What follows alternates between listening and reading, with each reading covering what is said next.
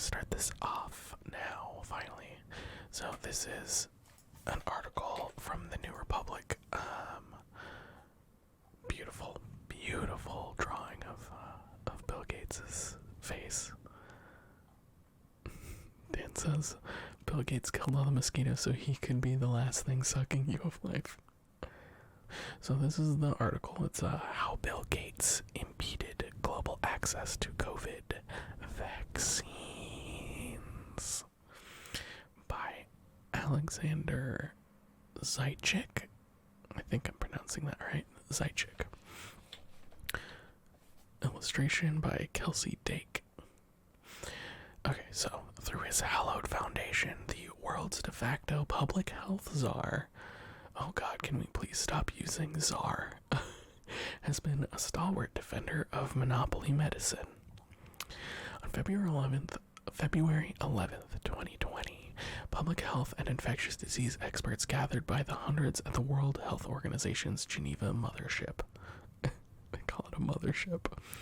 The official pronouncement of a pandemic was still a month out, but the agency's international brain trust knew enough to be worried. Burdened by a sense of borrowed time, they spent 2 days furiously sketching an R&D blueprint, quote-unquote, in preparation for a world upended by the virus then known as 2019 nCoV. The resulting document summarized the state of coronavirus research and proposed ways to accelerate the development of diagnostics, treatments, and vaccines. The underlying premise was that the world would unite against the virus. The global research community would maintain broad and open channels of communication, since collaboration and information sharing minimized duplication and accelerate discovery. The group also drew up plans for global comparative trials overseen by the WHO to assess the merit of treatments and vaccines. Sorry, my glasses are kind of smudgy, so.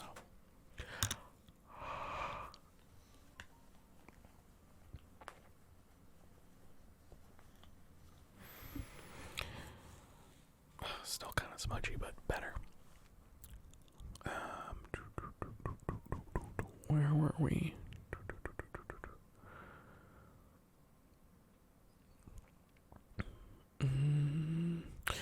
The group also drew up plans for global comparative trials overseen by the WHO, that's the World Health Organization, to assess the merits of treatments and vaccines. One issue not mentioned in the paper: intellectual property.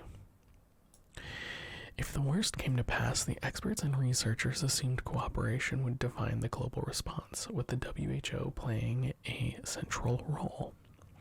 The pharmaceutical companies and their allied governments would allow intellectual property concerns to slow things down from research and development to manufacturing scale up.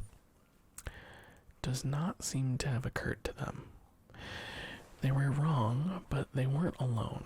Battle-scarred veterans of the medicines access and open science movements hoped the immensity of the pandemic would override a global drug system based on proprietary science and market monopolies. By March, strange but welcome melodies could be heard from unexpected quarters. Anxious governments spoke of shared interest in global public goods. Drug companies pledged pre-competitive and no-profit approaches to development and pricing. The early days featured tantalizing glimpses of an open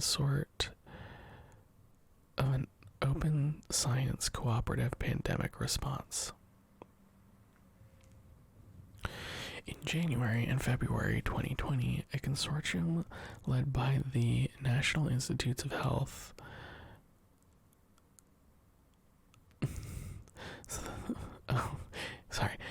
In January and February 2020, A consortium led by the National Institutes of Health and the National Institute of Allergy and Infectious Diseases collaborated to produce atomic level maps of the key viral proteins in record time.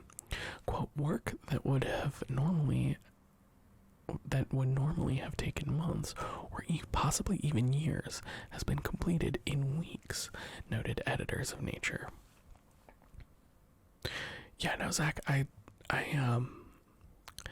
put them all for the same time, so they should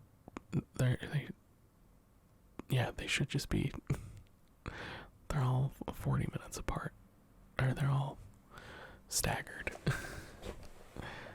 But yeah, no, they're just all gonna come.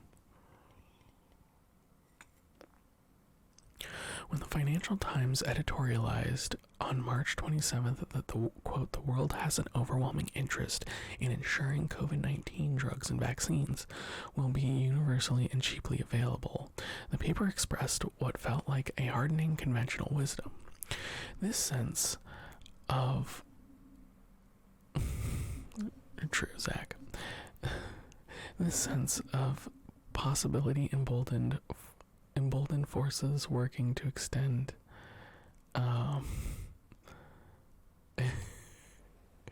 okay, I'm gonna change it in a second because yeah, this is kind of annoying.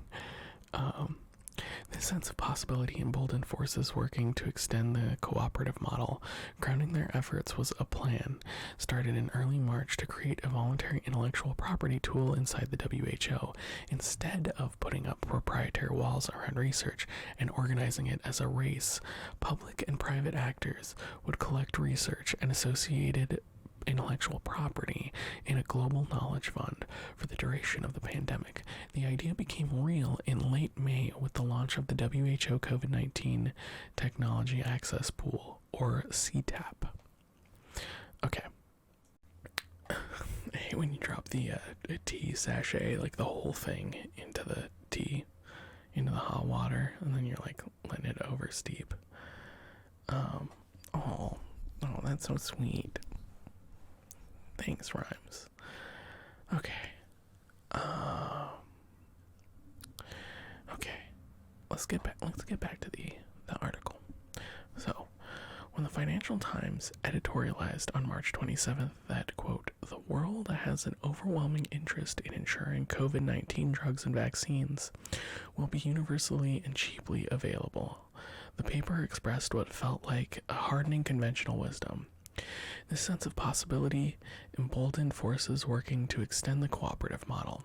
Grounding their efforts was a plan started in early March to create a voluntary intellectual property tool inside the WHO, instead of putting up proprietary walls around research and organizing it as a race. Public and private actors would collect research and associated intellectual property in a global knowledge fund for the duration of the pandemic. The idea became real in late May with the launch of the WHO COVID-19 Technology Access Pool, or CTAP.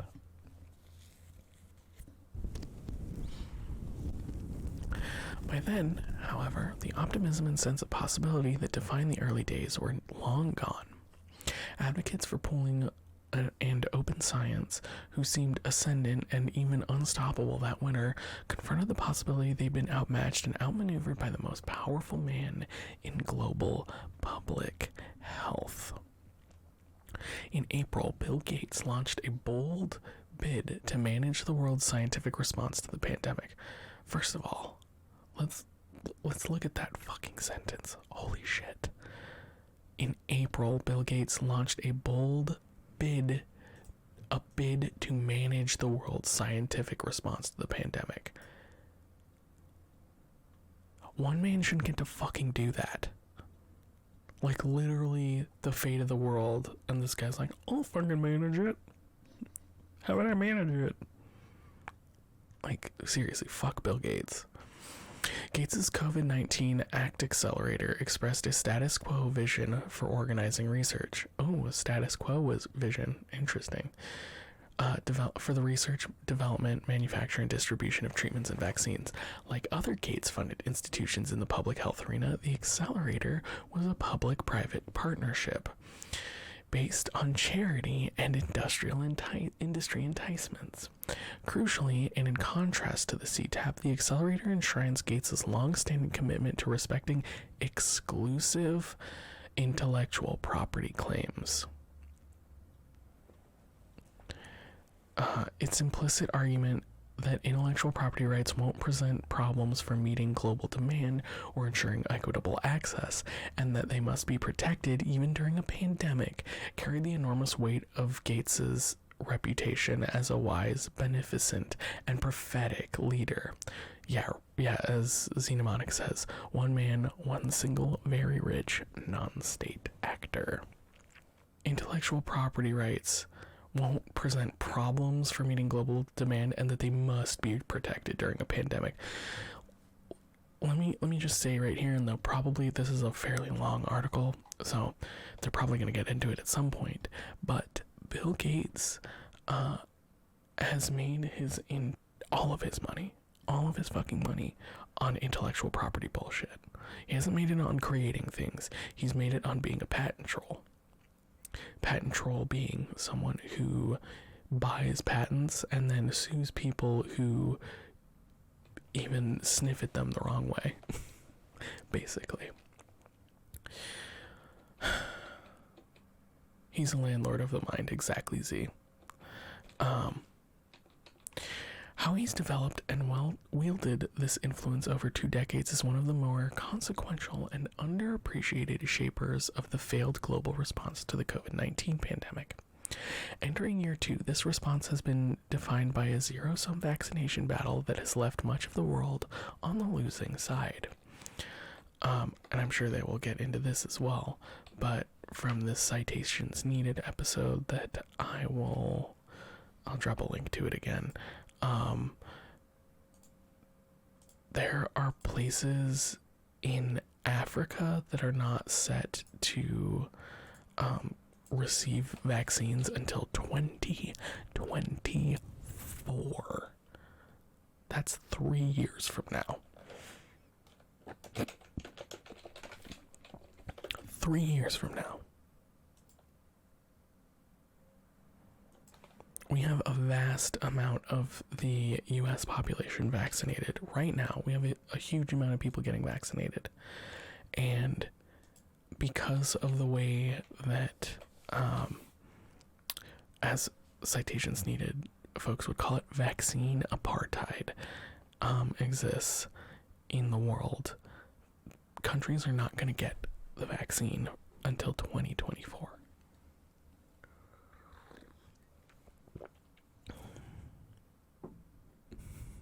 I feel like doing this news ASMR. Yeah. It is fucking bonkers. Hold on. I feel like sorry, I had to I accidentally unplugged my headphones. I feel like doing this ASMR news thing is like an exercise in trying desperately not to fucking scream.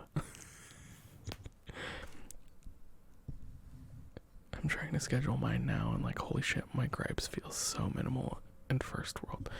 Yeah, dude, I got my second dose, because I live in a major city that, fucked up pandemic shit for quite a while, and then was like, well, the only way we're gonna get through this is if we get everyone vaccinated, basically. But let's continue. Gates' marquee COVID-19 initiative started relatively small. 2 days before the WHO declared a pandemic on March 11th, 2020, the Bill and Melinda Gates Foundation announced something called the Therapeutics Accelerator, a joint initiative with MasterCard and a joint initiative with MasterCard and the charity group The Wellcome Trust to identify and develop potential treatments for the novel coronavirus. Doubling as a social branding exercise for a giant of global finance, the accelerator reflected Gates's familiar formula of corporate philanthropy, which he has applied to everything from malaria to malnutrition. In retrospect, it was a strong indicator that Gates's dedication to monopoly medicine would survive the pandemic, even before he and his foundation's officers began to say so publicly. This was confirmed when a bigger version of the accelerator was unveiled the following month at the WHO. The Access to COVID-19 Tools Accelerator, or ACT Accelerator, was Gates's bid to organize the development and distribution of everything from therapeutics to testing. The biggest and most consequential arm, COVAX, proposed to subsidize vaccine deals with poor countries through donations by and sales to richer ones. The goal was always limited. It aimed to provide vaccines for up to 20% of the population in low to middle income countries. After that, governments would largely have to compete on the global market like everyone else. It was a partial demand side solution to what the movement coalescing around a call for a people's vaccine warned would be a dual crisis of supply and access, with intellectual property at center of both. And that's basically where we are now. Like I said, some countries will not be getting the vaccine until 2024. Which is fucking bonkers. Like this is a global pandemic, and you're trying to limit access to vaccines that would stop the fucking spread of the virus. Yeah, exactly. Z says plenty of time to mutate a virus so it comes back around. It's already mutated. There are already vaccine-resistant strains of COVID. And I think one of them, if I'm not mistaken, is a South African variant. And South Africa was one of the countries pleading with basically the WHO to give them vaccines. And this is all thanks to Bill Gates and his fucking public-private partnership bullshit. Gates not only dismissed these warnings, but actively sought to undermine all challenges to his authority and the accelerator's intellectual property-based charity agenda. Early on, there was a space for Gates to have a major impact in favor of open models, says Manuel Martin, a policy advisor to the Médecins Sans Frontières Access Campaign, or Doctors Without Borders. But senior people in the Gates organization very clearly sent out the message pooling was unnecessary and counterproductive. They dampened early enthusiasm by saying that LP is not an access barrier or IP is not an access barrier in vaccines, intellectual property. That's just demonstratively false.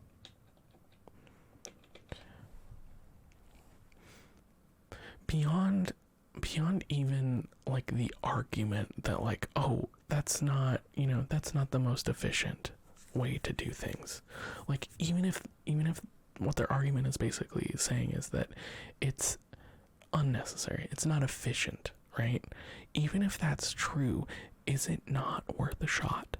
Is it not worth trying it? I mean, it is. It's worth trying it, and it would have been more efficient.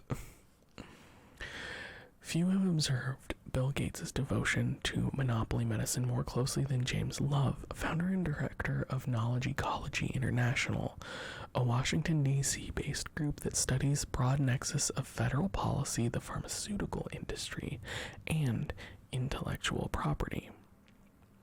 His earlier line was, "Well, I don't want them to bungle the vaccine and turn public opinion. That was before AstraZeneca, of course. Yeah, of course. And like, whatever.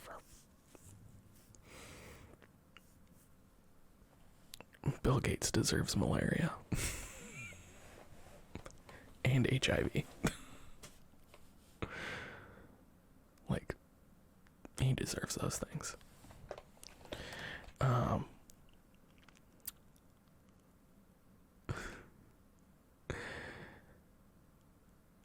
Let's see. Based in intellectual property. Love entered the world of global public health policy around the same time Gates did, and for 2 decades has watched him scale its heights while reinforcing the system responsible for the very problems he claims to be trying to solve. The through line for Gates has been his unwavering commitment to drug companies' right to exclusive control over medical science and the markets for its products.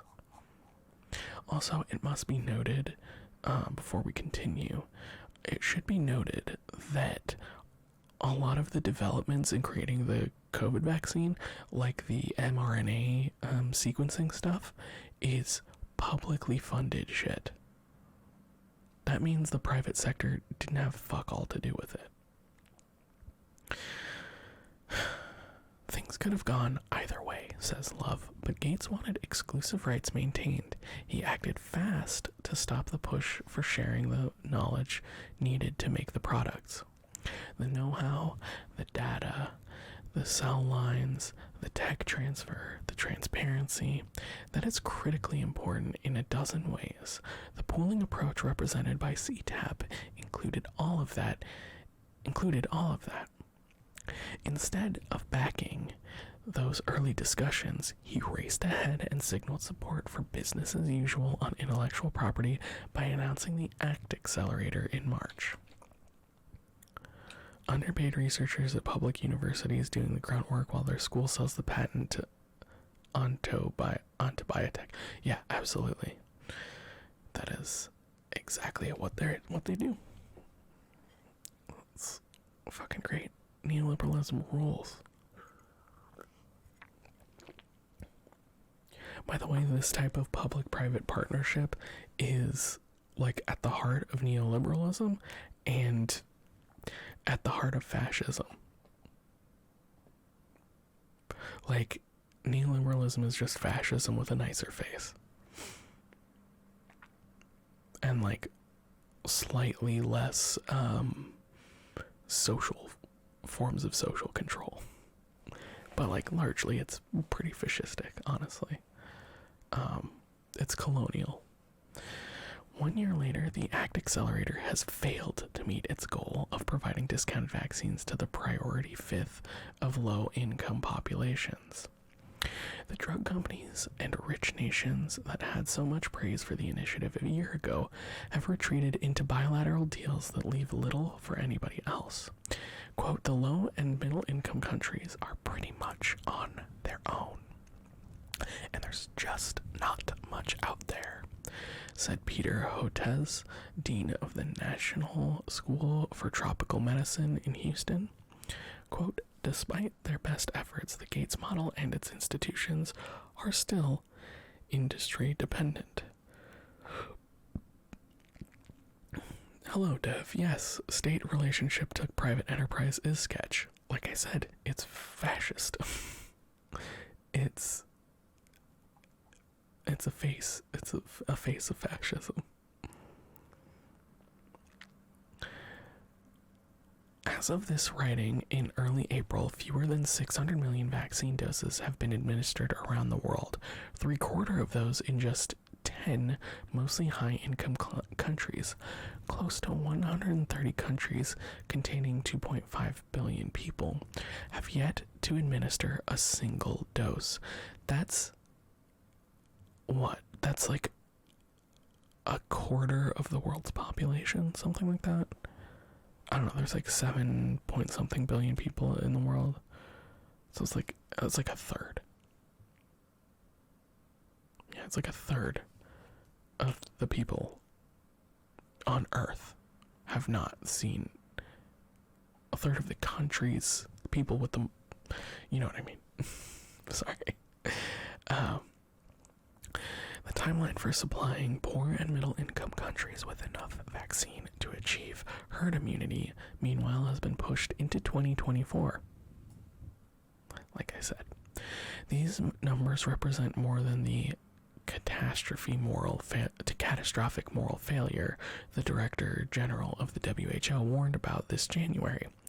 It is a stark reminder that any policy that obstructs or inhibits vaccine production risks being self-defeating, for the rich countries defending exclusive rights and gobbling up the lion's share of available vaccine supplies.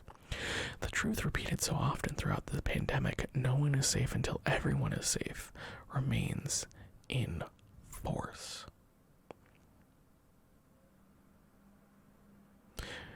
This is true of vaccines, and this is true of like exploitation around the world. Like, no one is free from exploitation until everyone is free from exploitation.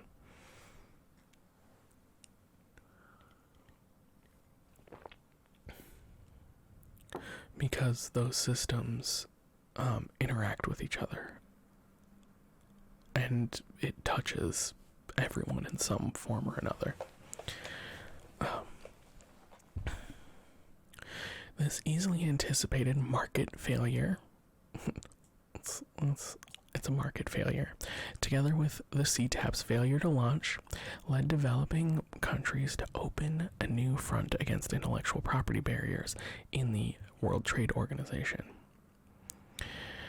Since October, the WTO's trade-related aspects of intellectual property rights Council has been centering in a dramatic north-south standoff over rights to control vaccine knowledge, technology, and markets. More than 100 low and middle income countries support a call by India and South Africa to waive certain provisions related to COVID-19 intellectual property for the duration of the pandemic. Although Gates and his organization do not have an official position on the debate roiling the WTO, Gates and his deputies have left little doubt about their opposition to the waiver proposal. Just as he did following the rollout of the WHO's CTAP, Gates has chosen to stand with the drug companies and their government patrons. C says, in climate change, nuclear weapons, pretty much any existential threat. Absolutely. Yeah, we are under threat from all sides. And all of those sides are states vying for power and companies vying for power.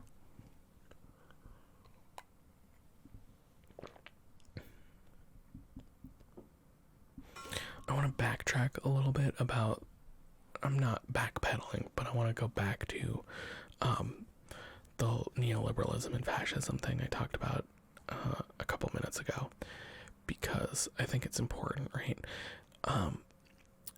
The nation state as it exists exists to protect business and to protect capital, either even in a state form like China, or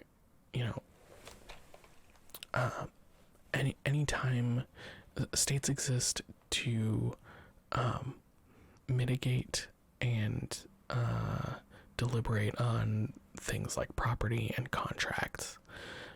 Property is largely based on contract, be it like written contract or social contract, right?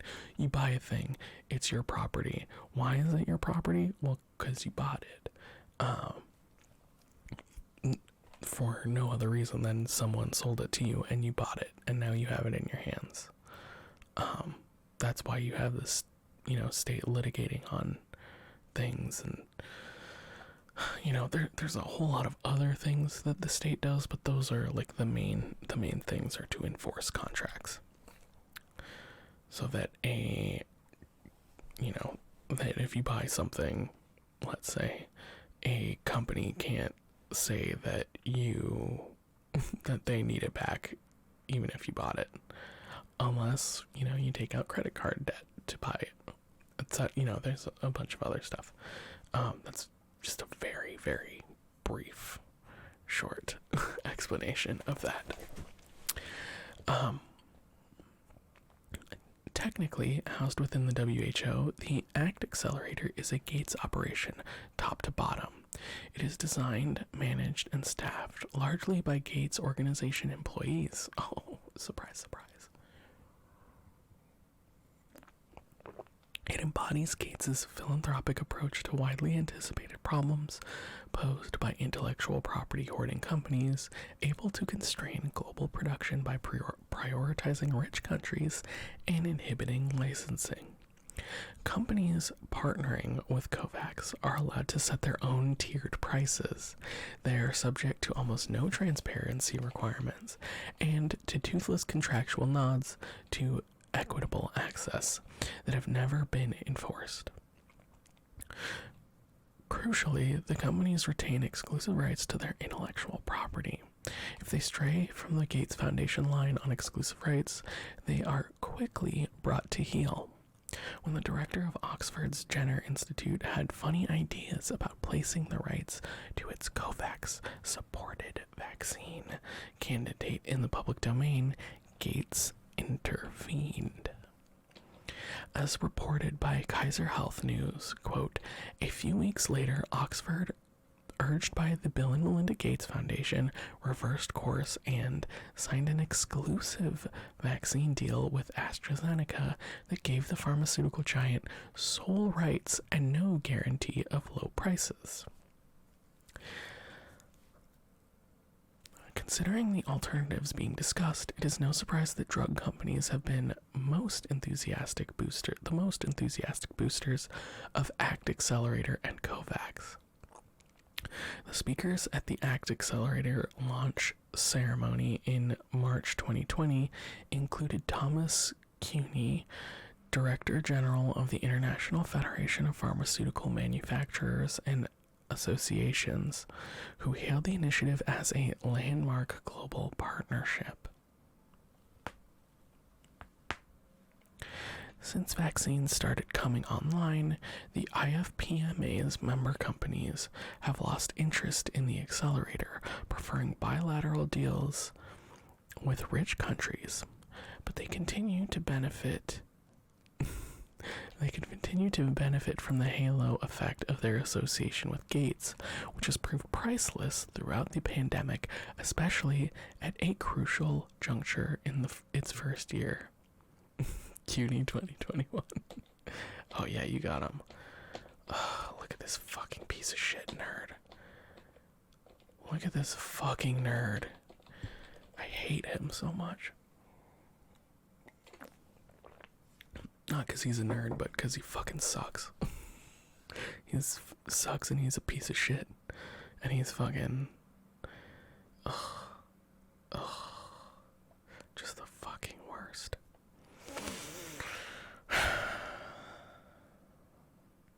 Shit, wait. Did I...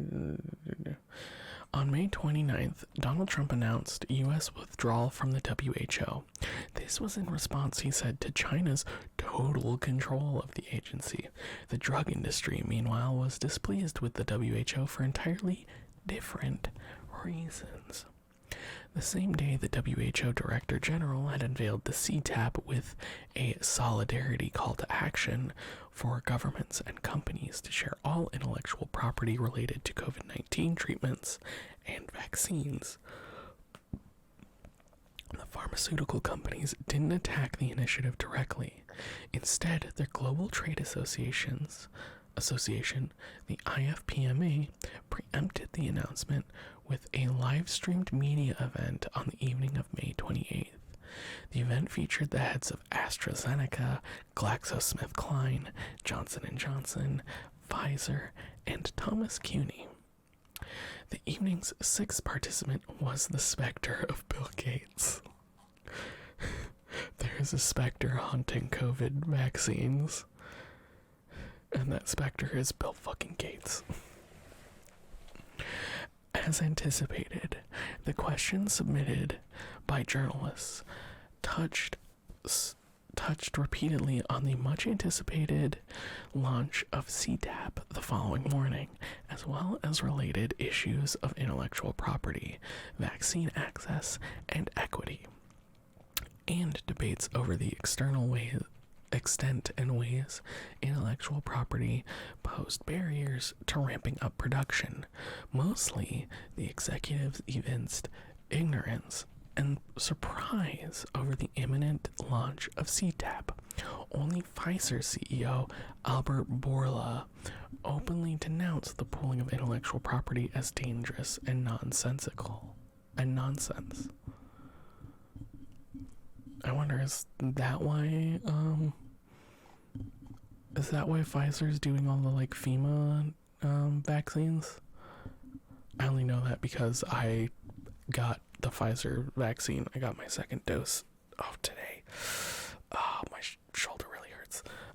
But it was at a FEMA site, like administered by, National Guard.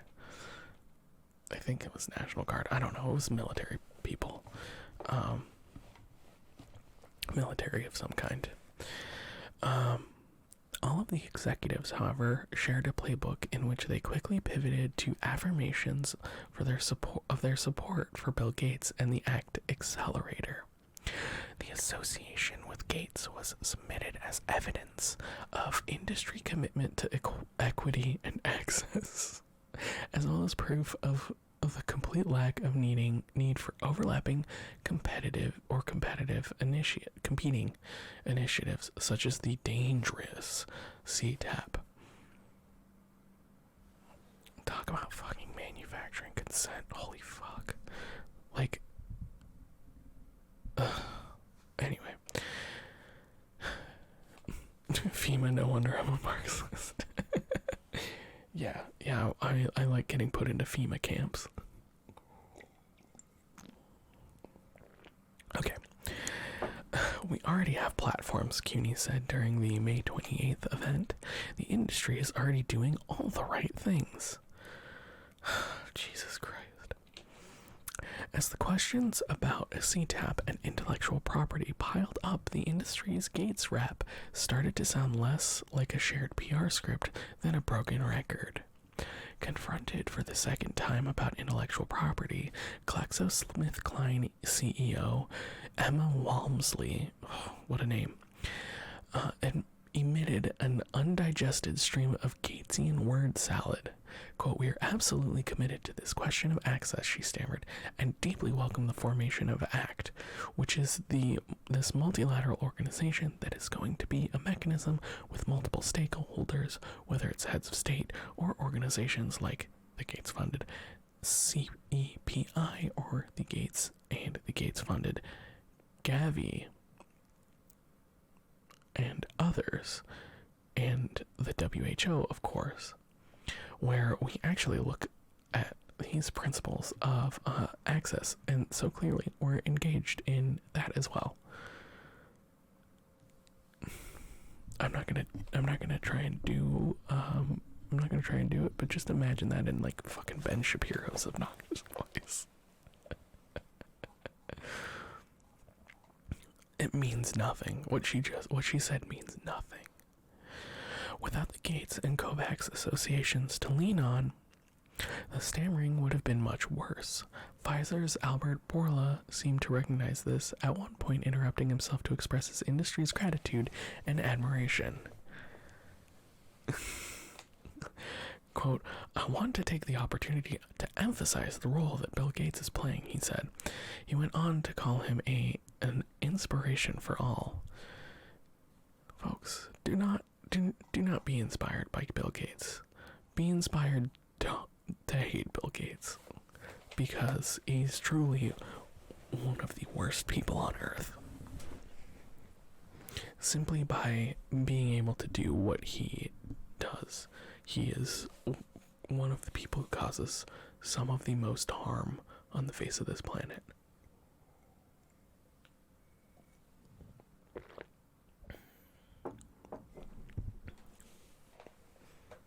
Again, some countries will not get vaccinations until 2024. I'm going to keep coming back to that. And it's because of Bill Gates.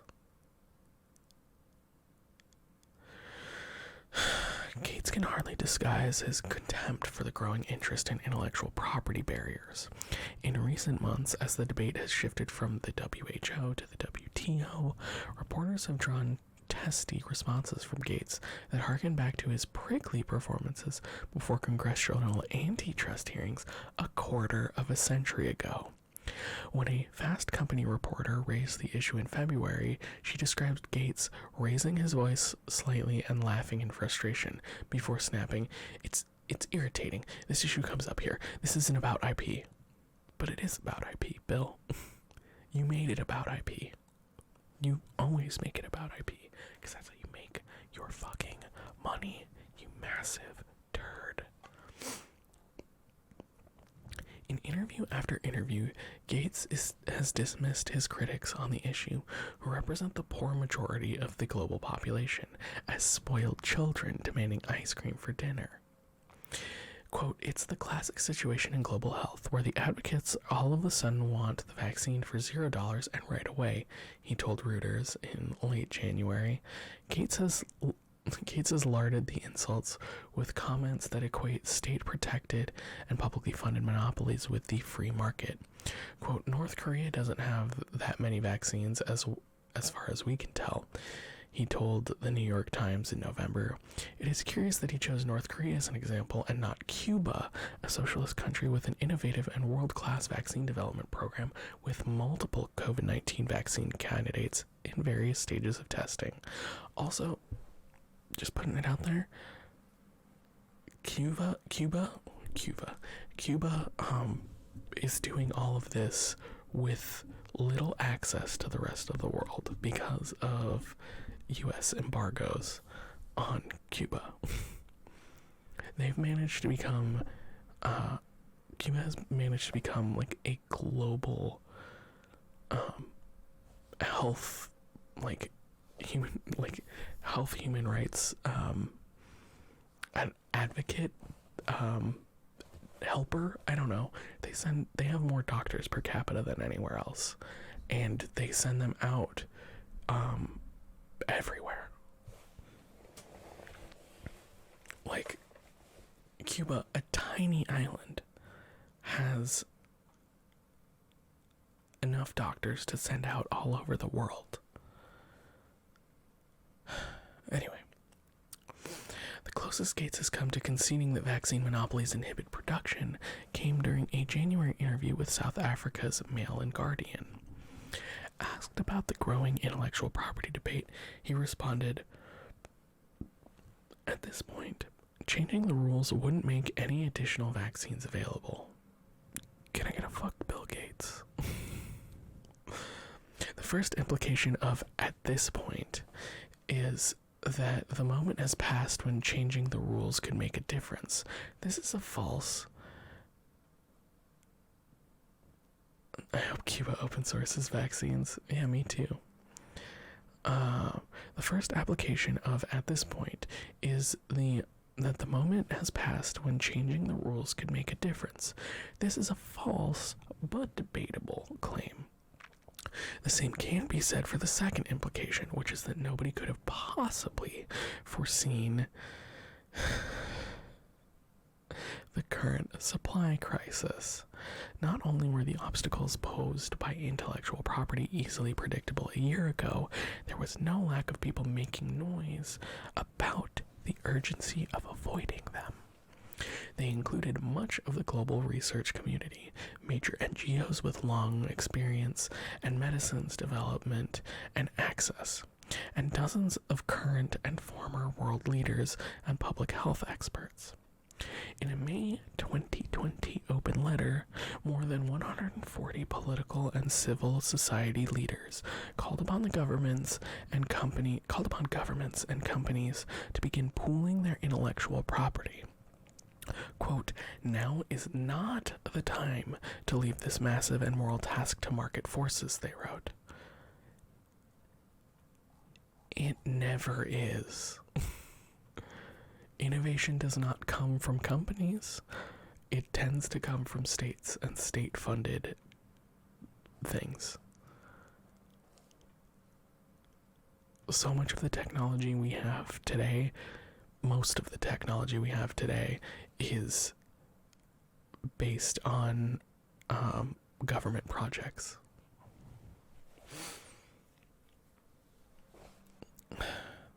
Bill Gates' position on intellectual property was consistent with a lifelong ideological commitment to knowledge monopolies, forged during a vengeful teenage crusade against the open source programming culture of the 1970s.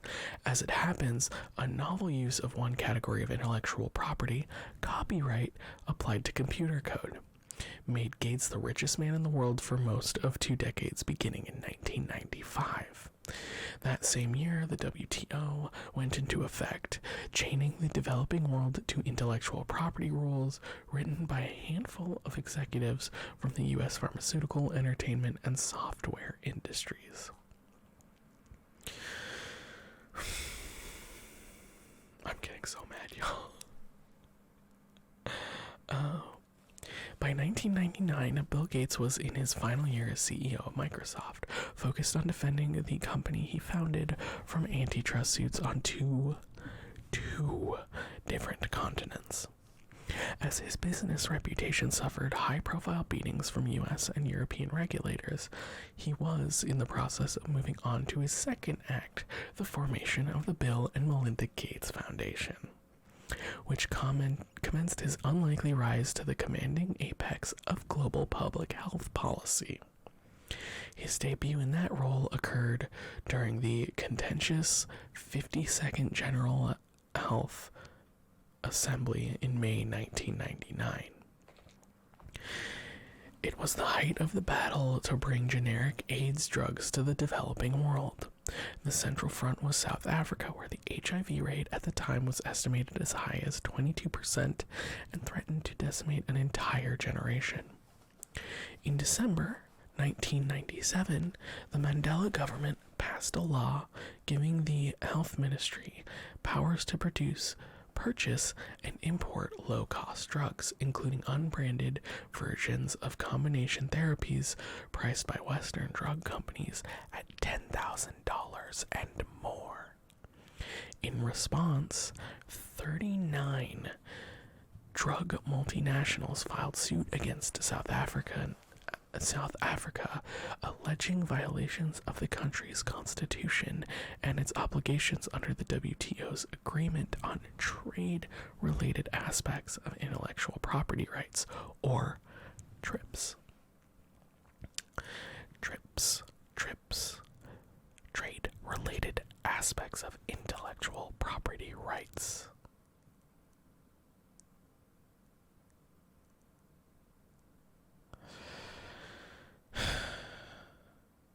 Trade-related intellectual property. The industry suit was backed by the diplomatic muscle of the Clinton administration, which tasked another friend of the show. Another friend of the show that I'm sure we will talk about again at some point, Al Gore, with applying pressure. In his 2012 documentary, Fire in the Blood, Dylan Moen Gray notes it took Washington 40 years to threaten apartheid South Africa with sanctions and less than 4 to threaten the post-apartheid Mandela government over AIDS drugs.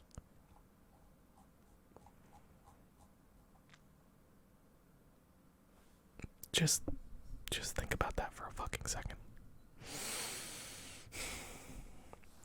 Though South Africa barely registered as a market for the drug companies, the appearance of cheap generics produced in violation of patents anywhere was a threat to monopoly pricing everywhere, according to the drug industry's version of Cold War domino theory. Allowing poor nations to free ride on Western, I almost said free trade, sorry. Allowing poor nations to free ride on Western science and build parallel drug economics would eventually cause problems closer to home, where the industry spent billions of dollars on a propaganda operation to control the narrative around drug prices and keep the lid on public discontent. The companies suing Mandela had devised TRIPS as a long-term strategic response to the South-based generics industry that arose in the the 1960s. They had come too far to be set back by the needs of a pandemic in sub-Saharan Africa. Let's say that again. They had come too far to be set back by the needs of a pandemic in sub-Saharan Africa. I'm screaming on the inside. U.S. and industry officials paired old standby arguments about patents driving innovation with claims that Africans posed a public health menace because they couldn't keep time. Since they could not be relied on to take their medicine on a schedule, giving Africans access to the drug would allow the emergence of drug-resistant HIV variants, according to the industry and its government media allies.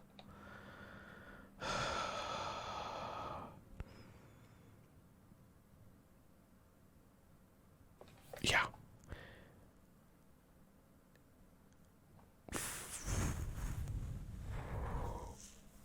Oh God, I feel like oh,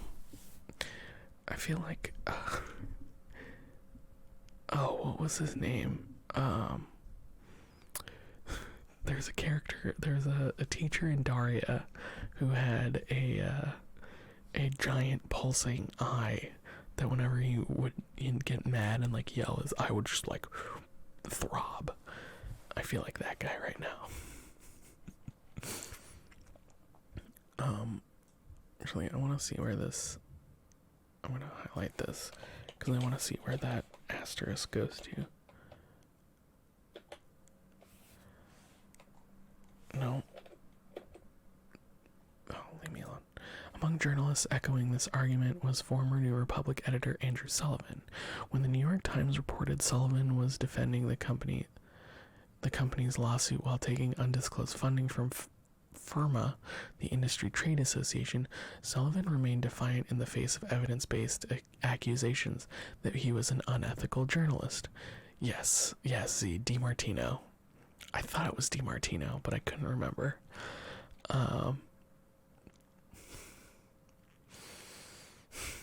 Quote, "It behooves me to say I see absolutely no problem with drug industry sponsorship," he told Salon. "In fact, I am extremely proud to get some support from a great industry." It later turned out that the Africans adhered more closely to the twice-daily pill regimens than patient populations in rich countries. Some fucking paternalistic bullshit. Africans can't keep time. That's what their fucking argument was. That Africans can't fucking keep time. Do you know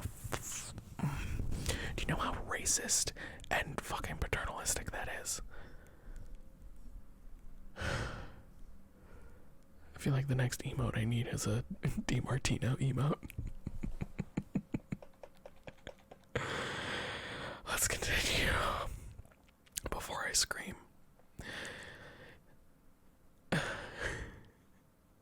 In Geneva, the lawsuit was reflected in a battle at the WHO, which was divided along a north-south fault.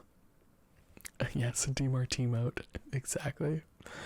In Geneva, the lawsuit was reflected in a battle at the WHO, which was divided along a north-south fault line on one side, the home countries of the Western drug companies on the other. A coalition of 134 developing countries, known collectively as the Group of 77, or G77, and a rising third force of civil society groups led by Médecins Sans Frontières and Oxfam. Again, Médecins Sans Frontières is Doctors Without Borders. The point of conflict was a WHO resolution that called on member states to ensure equitable access to essential drugs, to ensure that public health interests are paramount in pharmaceutical and health policies.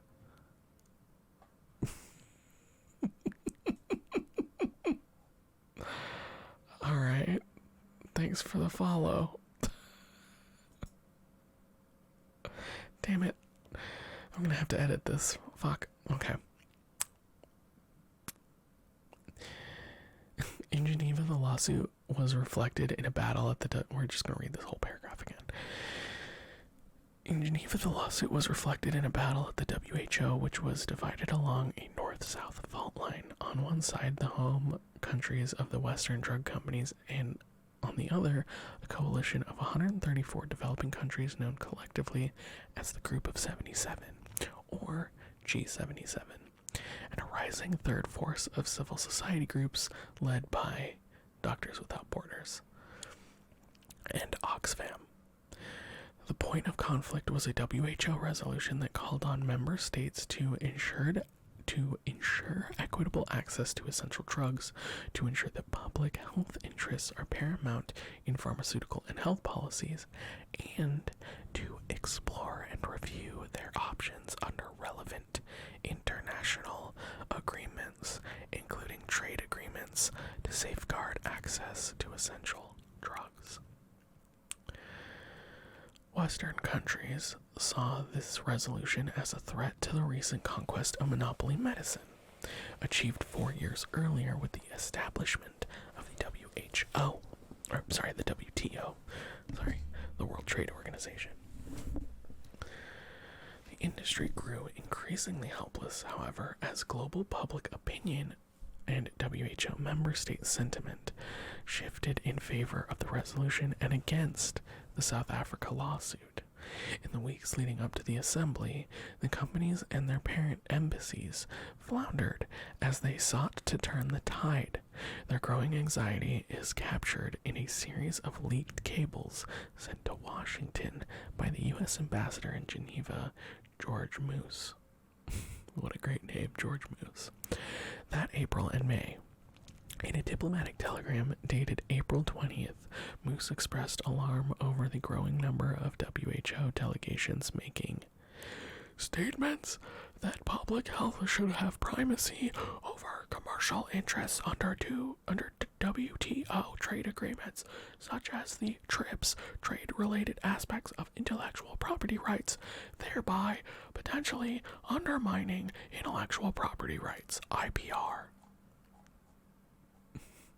I know it's not yelling because it's a telegram, but I thought it'd be funny to do it as if I was yelling. Moose was concerned that drug companies were not helping their own cause and seemed incapable of doing anything but parrot old talking points about intellectual property as the driver of innovation. The pharmaceutical industry, Moose wrote, should be carrying more of its own water on this issue, especially in developing countries, and not solely depend on the argument that IPR protects profits that then are used for development of new drugs in the future. Not 10 years from now, the South Africans and others are mostly concerned about availability of drugs, problems related to local availability, and pricing of drugs that are unrelated to TRIPS will undoubtedly require further discussion. Over the course of weeks, a picture emerges from Moose's accounts of a pharmaceutical industry against the ropes, punch-drunk and out of ideas. In the U.S. ambassador's view, the problem wasn't moral bankruptcy so much as incompetence. Quote, recommend the USG push the pharmaceutical industry to argue its points more convincingly in developing countries, the exasperated ambassador wrote, and especially deal with their concerns about local drug availability and pricing. I'm sorry, I'm having a lot of fun doing this fake yelling voice that I'm trying to do quietly. Following the raucous buzz saw of the 1999 WHO assembly, the drug companies would make a humiliating climb down from their scandalous lawsuit in South Africa, reduced to what the Washington Post called close to pariah status. Dude actually speaks in all caps, I guess. Yeah. I was channeling both Bernie Sanders and Mr. DiMartino. very similar. Bernie's just loud though. DiMartino's just like a yelling guy. same time, the industry was richer than ever. The Clinton administration had approved a long big pharma wish list, from broadening the avenues for privatizing government-funded science to opening the age of direct marketing to prescription drugs. Let's read that again for emphasis. At the same time, the industry was richer than ever. The Clinton administration had approved a long big pharma wish list, from broadening the avenues for privatizing government-funded science to opening the age of direct marketing of prescription drugs. Basically, the Clinton administration made it easier to privatize government-funded science and market drugs. The corresponding profits went to reinforce already historical rich DC and Geneva lobbying operations, and yet, for all their combined might, the companies were incapable of producing a mask resembling a credible human face. Yeah, direct drug marketing is weird. A global activist movement continued to gather public opinion on its side and chip away at the legitimacy of the monopoly model that underlay the industry's enormous power. By every non-financial measure, it was an industry in distress. To borrow a phrase from a future Bill Gates production, you might say it was waiting for its Superman. Waiting for Superman is a documentary about look at these two fucking bills. Clinton Gates. Fuck both of these motherfuckers. They're pieces of shit. And bad things should happen to both of them. They deserve bad things. I'm not saying anyone should do those things, because they shouldn't. That would be bad. I'm just saying I hope, some pathogens do the damage. When Moose was ringing the alarm over the future...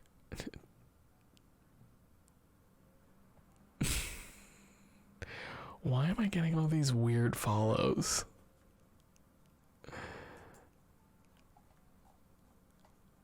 From... whatever, okay. Yeah, tiny plastic bougie spectacles. Ugh, yeah, I hate those. Fucking like a bad LensCrafters ad. When Moose was ringing the alarm over the future of trips in the spring of 1999, Gates was preparing to fund the launch of a public-private partnership called Gavi, the Vaccine Alliance, with a seed grant of $750 million, marking his arrival in the worlds of infectious disease and public health. What's up, my dude? How are you tonight?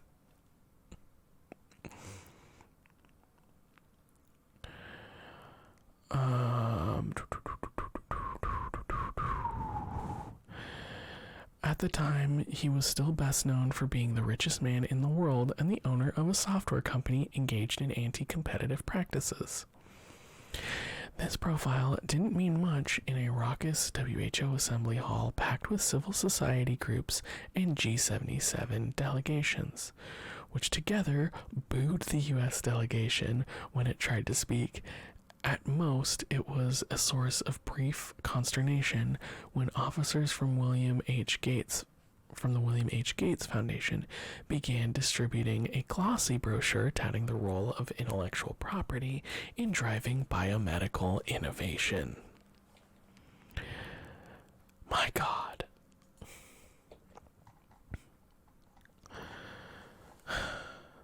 James Love, who organized many of the civil society events around the 1999 assembly, remembers seeing the Gates staffers join in the distribution effort by Harvey Bale, a former U.S. trade official serving as Director General of the International Federation of Pharmaceutical Manufacturers Associations.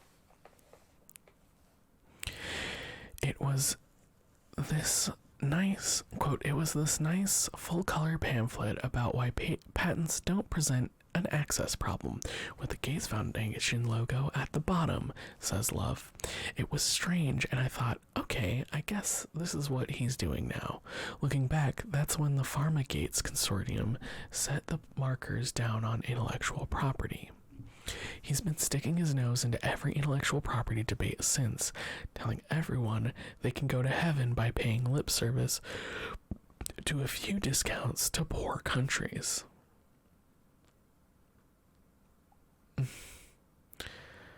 That is maddening. It was really depressing. Following the 1999 WHO assembly, the industry tried to salvage its reputation by offering African countries discounts on the antiretroviral combination therapies that cost $10,000 or more in rich countries. The compromise prices it offered were still outrageously high, but even raising the issue of price concessions was too much for Pfizer, whose representatives stormed out of the industry coalition on principle. Public opinion swung harder against the companies, the result of a loud, ingenious, and effective direct action campaign. Similar to the first months of the COVID-19 pandemic, there was a sense of possibility, a hope that a forced breakdown of a morally obscene and bloodstained system was within grasp. yeah, discount lifesavers, yay. Quote, the movement was very focused and successfully building pressure for structural, more decisive solutions into the aughts, says Asia Russell, a veteran HIV/AIDS activist and director of Health Gap at an HIV Medicines Access Group. And just when we started to secure some progress, a new version of the industry narrative emerged from Gates and Pharma. It was all about how pricing policies, generic competition, anything that interferes with industry profits will undermine research and development, when the evidence shows that that argument doesn't hold water. Gates's talking points aligned with those of the industry, because of course they did. He's a fucking patent troll. Patent troll. Adds Manuel Martin, I'm going to keep calling it Doctors Without Borders. The Doctors Without Borders policy advisor, quote, Gates diffused the real issue of decolonizing global health. Instead, drug companies could just give money to his institutions. The emphasis is mine. End quote. Even after the drug companies withdrew their lawsuit against the South African government and Indian-made generics began flowing into Africa, Gates stayed cool toward compromises that he saw as threats to the intellectual property paradigm.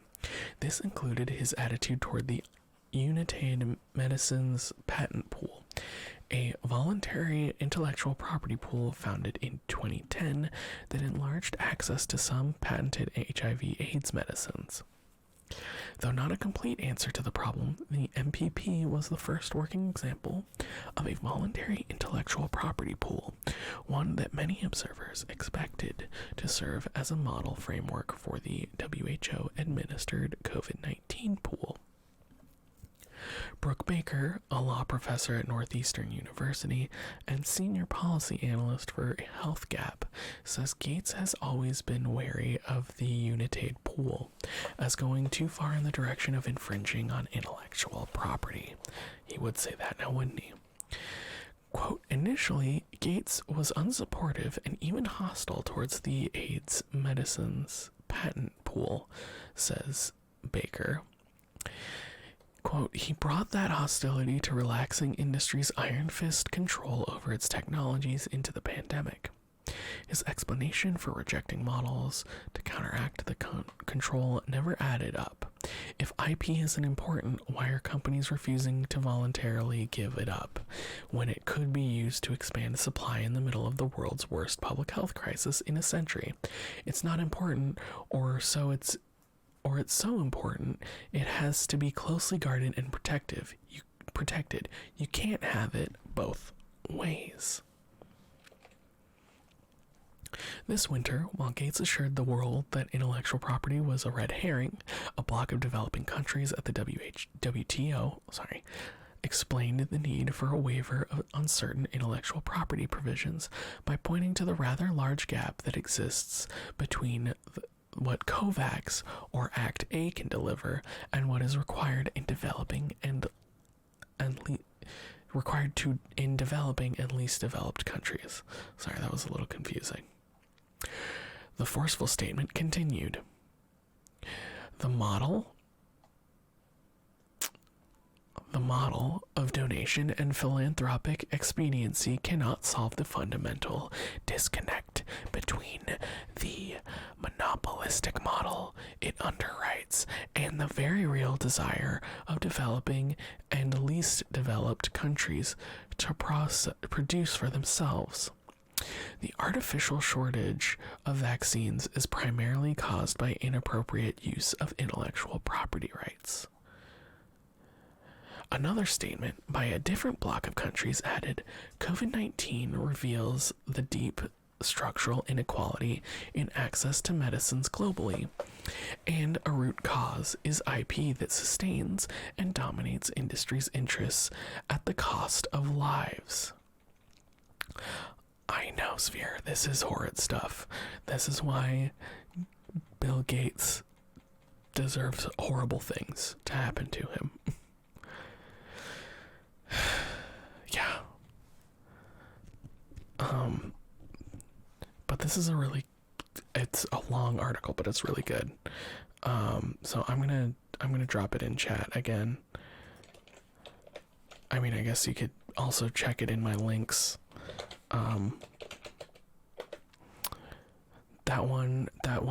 That bit.ly down at the bottom is the list of all the stuff we've read on stream, or most of the stuff we've read on stream. I don't think or watched.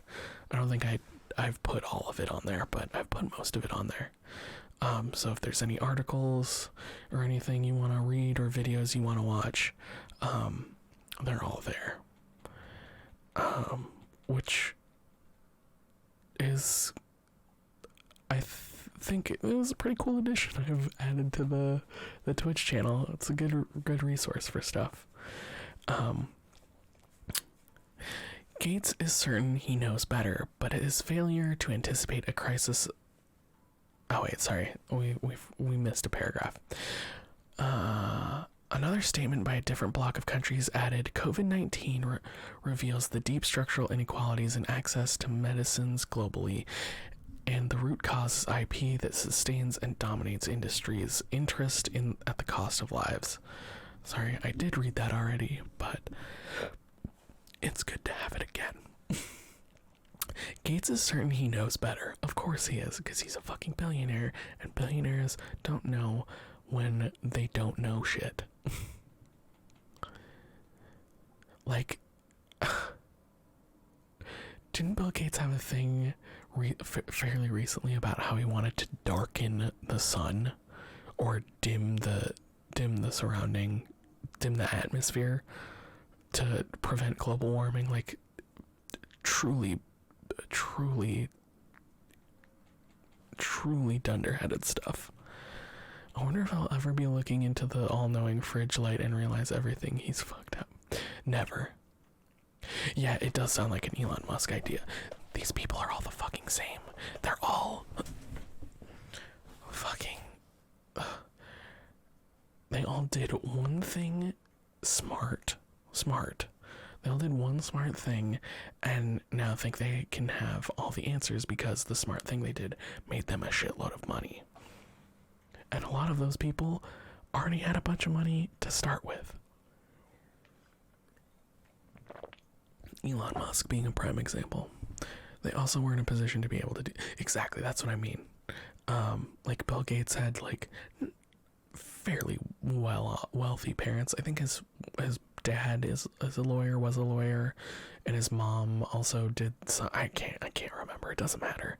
They're huge pieces of shit who've had all opportunity and have fucking robbed much of the world.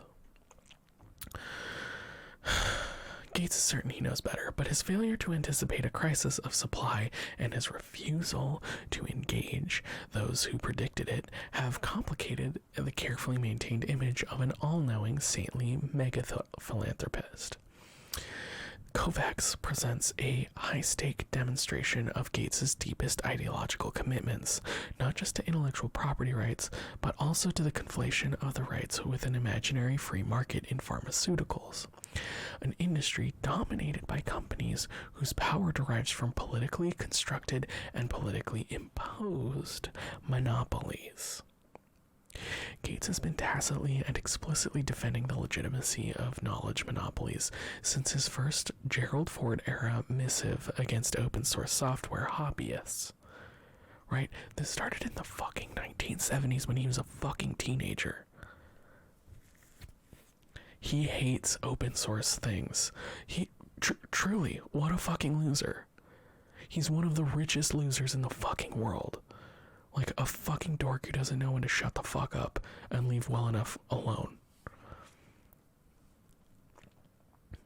And now he's, helping to fucking destroy millions of lives. I think you just got here, Sphere, but, I'm gonna reiterate this again because it's very fucking important. Some countries are not, because of this, because of Bill Gates specifically, because of all this sus shit surrounding patent law, IP law, intellectual property, whatever you want to call it. Because of this, some countries are not set to have vaccines roll out until 2024. 3 years from now. Purely because they won't let go of their fucking intellectual property during a goddamn pandemic. Alright, cool. Well, it is good to reiterate. Yeah, thanks. Where were we? Gates has been tacitly and explicitly defending the legitimacy of knowledge monopolies since his first Gerald Ford-era missive against open-source software hobbyists. He was on the side of these monopolies during the miserable depths of the 1990s African AIDS crisis. He's still there today, defending the status quo and running effective interference for those profiting by the billions from their control over COVID-19 vaccines. Oh, we're so close to being done. This is already like over an hour and 15 minutes long. His latest move is to institutionalize the ACT Accelerator as the central organizing institution in future pandemics. The shortages have made this effort a little awkward, however, and Gates is now forced to reckon with the question of technology transfer. This is an aspect of the equitable access debate that doesn't concern intellectual property as commonly perceived, as a simple matter of patents and licenses, but access to the components and technical knowledge related to practical manufacture, including biological material and other areas otherwise protected under the category of intellectual property known as trade secrets. Let's keep that in mind, folks. Trade secrets. The Global South and civil society groups have been calling for tech transfer for months, either mandatory tech transfer that could have been written into contracts or through a voluntary mechanism associated with CTAP. But Gates has predictably arrived on the scene with a more familiar plan in hand. They literally have only one playbook. They have one play in their playbook, and it's this shit. In early March, senior Gates staff joined pharma executives for a global C-19 vaccine supply chain and manufacturing summit, convened by Chatham House in London. The main agenda item plans for a new arm within the ACT Accelerator, the COVID vaccine capacity connector. I hate that all of these things are accelerators, connectors, blah blah blah, TORs. They all have TOR at the end of their fucking name. That seeks to address the tech transfer question within the usual frame of monopoly rights and bilateral licensing. As, quote, the tech transfer debate has been decisively seized and shaped by those who want to set the terms and conditions under which knowledge can be transferred, writes Pretty Patnaik. I'm sorry, it's she's Indian, I believe. I'm terrible at pronouncing names, like all names, fuck. In her Geneva Health Files newsletter, a Gates directed, it's all high-tech language buzzwords to get people excited about throwing money at things. Yeah, absolutely. A Gates-directed tech transfer mechanism without meaningful input from WHO member states, she writes, would be a body blow to CTAP and similar future initiatives that promote open licensing and knowledge sharing to maximize production and access.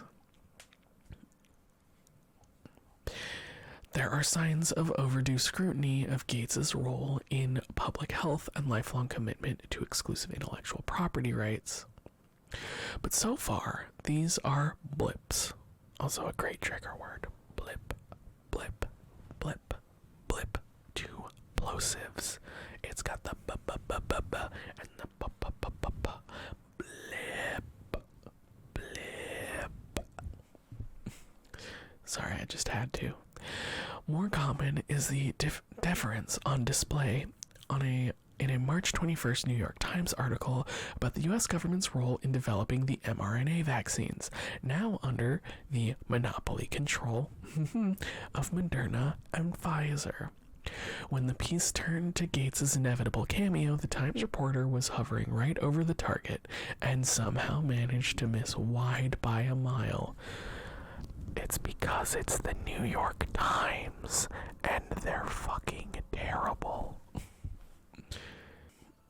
Instead of probing Gates' central role in preserving this paradigm, the paper linked to gentle boilerplate about pricing and access found on the Gates Foundation website.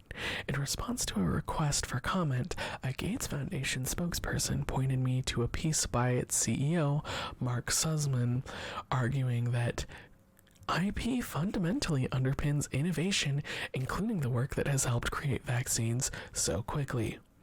Again, government-backed mRNA research.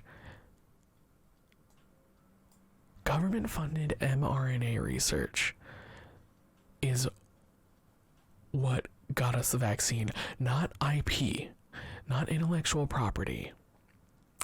Any change in media coverage of Gates's second career may produce a delayed echo within the world he has come to dominate. Here, Gates not only controls the narratives, he controls most of the payroll. This may sound conspiratorial or overblown to outsiders, but not to campaigners who witnessed Gates's ability to shift gravity on major issues. If you said to an ordinary person, we're in a pandemic, let's figure out everyone who can make vaccines and get them everything they need to get online as fast as possible, it would be a no-brainer, says James Love. But Gates won't go there. Neither will the people dependent on his funding. He has immense power. He can get you fired from a UN job. He knows that if you want to work in global public health, you'd better not make an enemy of the Gates Foundation by questioning its positions on IP and monopolies. And there are a lot of advantages to being on his team. It's a sweet, comfortable ride for a lot of people. Which is to say that it's a sweet, comfortable ride for a lot of people and a death sentence to a whole lot more. Like literally a death sentence. Okay, well, that was horrible. Thank you for sticking through this with me. I hope this made you feel something. Thank you for watching this video. I hope you enjoyed. And if you did so, please consider giving this video a thumbs up and subscribing to my channel if you haven't done so already. I've got my Twitch and Twitter handles up above, and they will also be posted as links in the description of this video, along with some of the other stuff that I do, including ways to support me and my SoundCloud page where I've put some music up there. If you want to participate in these videos, Twitch is where we do that. We record these live and then I cut them together into a more cohesive ASMR video. So consider following us there. I hope you enjoyed, and we'll see you next time.